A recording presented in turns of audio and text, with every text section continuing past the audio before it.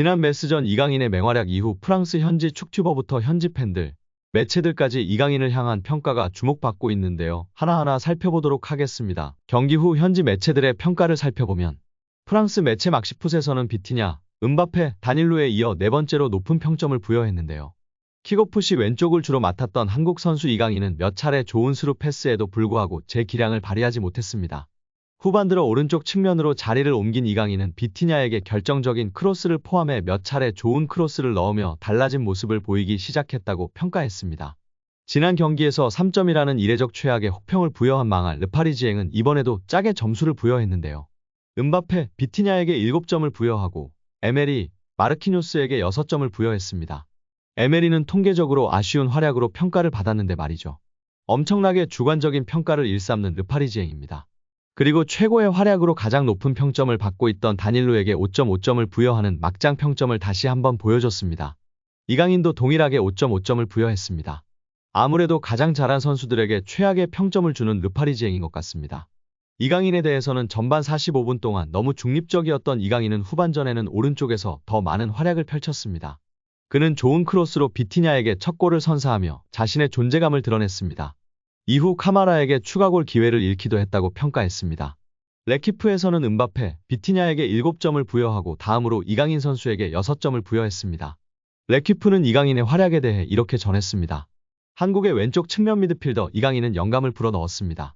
그는 비티냐에게 결정적인 크로스를 배달했습니다. 그는 또한 동료들을 위해 여러 차례 좋은 움직임과 서비스를 제공했습니다.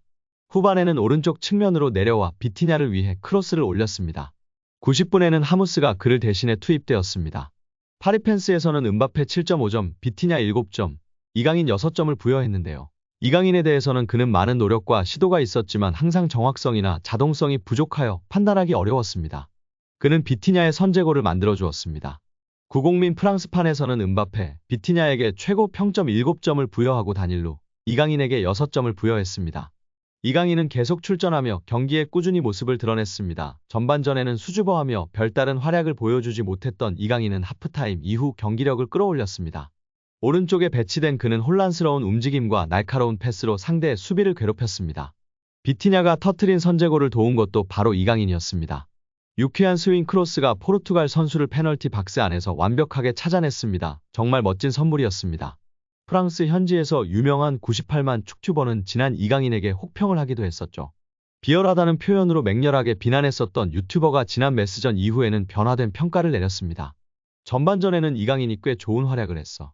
공도 많이 받고, 물론 실수도 있었고 공도 뺏기기도 하고 패스 미스와 드리블 실패도 있었어. 바르콜라랑 원투 상황에서 좋지 않은 선택을 하기도 했어. 공을 너무 많이 밀거나 해서 실수가 있긴 있었어. 근데 전반전에 제일 자주 눈에 띈 선수야. 실수도 했지만 강인이는 최선을 다했어.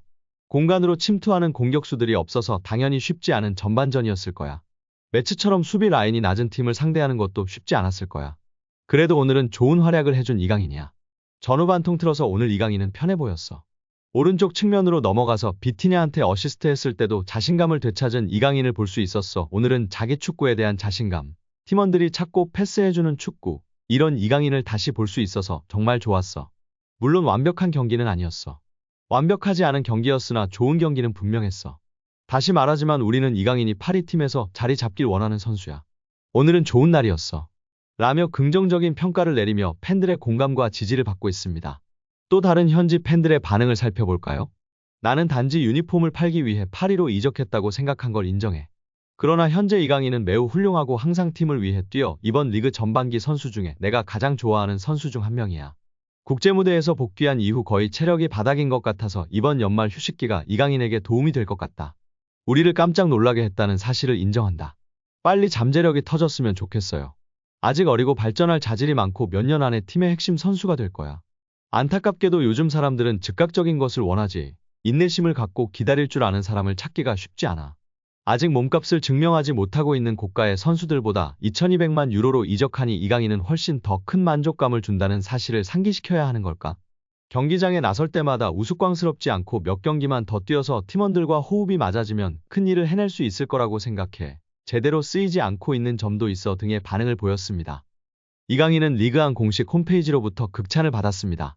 리그안 공식 홈페이지는 파리 생제르맹에서 루이스 엘리케 감독의 전술적 진화, 라는 제목과 함께 올 시즌 전반기 PSG의 전술적인 변화를 집중적으로 다루었습니다. 엘리케 감독은 그동안 바르셀로나, 스페인 국가대표팀 등에서 주로 4-3-3 포메이션을 활용했습니다. PSG 부임 초기에도 4-3-3 포메이션으로 선발 라인업을 구성했습니다. 그러나 문제가 있었습니다. 지난 여름 데려온 곤살로 하무스까지 사용할 방안을 구상했고, 이에 따라 뉴캐슬 유나이티드와의 UEFA 챔피언스리그 조별리그 2차전에서 4-2-4 포메이션을 시도했습니다. 하지만 이 시도는 대실패로 돌아갔습니다. 공격 라인에 무한히 음바페, 하무스, 덴벨레를 배치했지만 중원에서 완벽하게 무너지며 이들에게 패스를 전달하기가 어려웠습니다. 이강인은 2022 항저우 아시안게임을 마치고 복귀한 뒤 엘리케 감독에 의해 적극적으로 활용되었습니다. 이강인은 좌측 미드필더로 사용되며 좌우 측면을 커버하면서 음바페에게 더 많은 자유를 부여하는 역할을 수행했습니다. 리그안 공식 홈페이지는 이강인은 팀의 핵심이었으며 이번 시즌 측면 미드필더와 중앙 미드필더에서 활약했다고 설명하였습니다. 리그안 공식 사무국에서 객관적으로 평가했을 시 이강인이 전술적으로나 팀적으로나 핵심 역할을 수행했다고 보증하고 있는 것입니다. 하이브리드 전술을 사용하는 엘리케 감독이었기 때문에 윙어와 미드필더 역할을 다 잘하는 이강인이 핵심 자원이었던 것입니다. 이뿐이 아닌데요. 이강인은 전반기 평점 베스트 11에 이름을 올렸습니다. 축구 통계 매체 후스코어드닷컴은 최근 리그안 올 시즌의 베스트 팀이라는 제목으로 전반기 평점 베스트 11을 발표했는데 이강인은 좌측 윙포워드로 선정되었습니다. 주관적으로 형편없는 평가를 내렸던 르파리지앵 등 몇몇 현지 매체는 악의를 가지고 이강인을 혹평하기 바빴는데요. 이번 리그안 공식 보도와 축구 통계 매체의 보도를 통해 다시 한번 이강인의 활약이 주목받고 있습니다. 다만 이강인은 이제 최대 5경기를 결장할 수도 있습니다.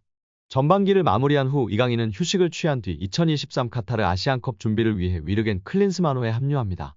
클린스만호는 2024년 1월 2일부터 아랍에미리트 UAE에서 전지훈련을 시작하며 해외 파트너들은 차례로 합류할 예정입니다. 1월 6일에는 현지에서 공식 평가전이 진행되는데 상대는 이라크입니다.